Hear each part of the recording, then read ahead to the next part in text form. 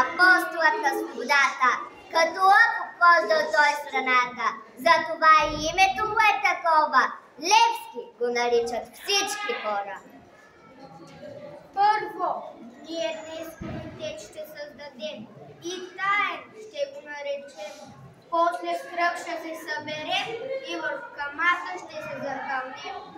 Повтаряйте след мен 10 слова.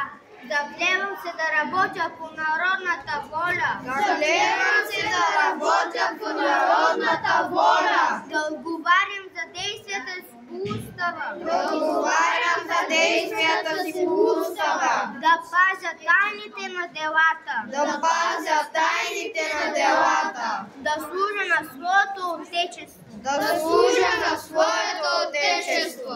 Заклех се. Заклех се.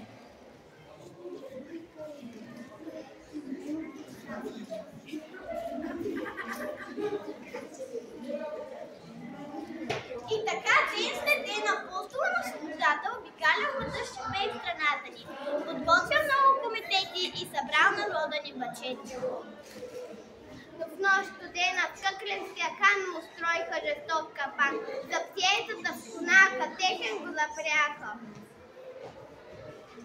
А подир на София в полето, пред населението гледото весиха в особен ден, но българския дух не бе сломен.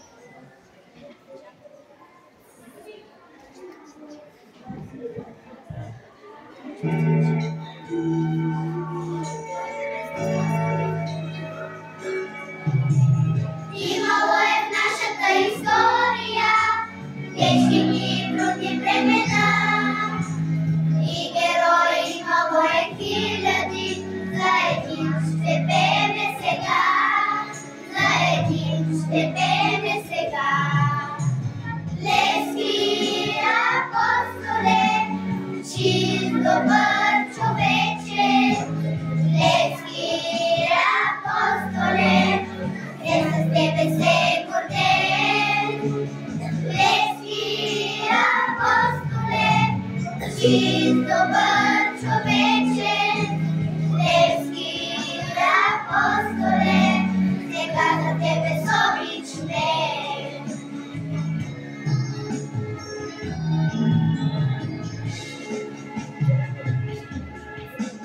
Много пъти слушали сме всички разкази за тебе свободата.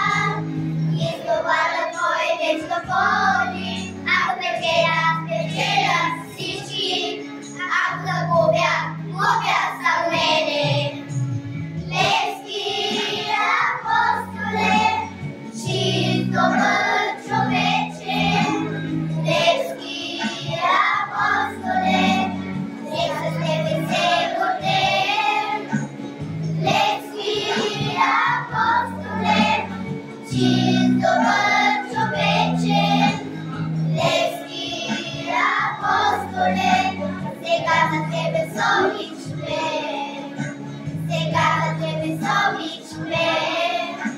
Сега с обич пеем.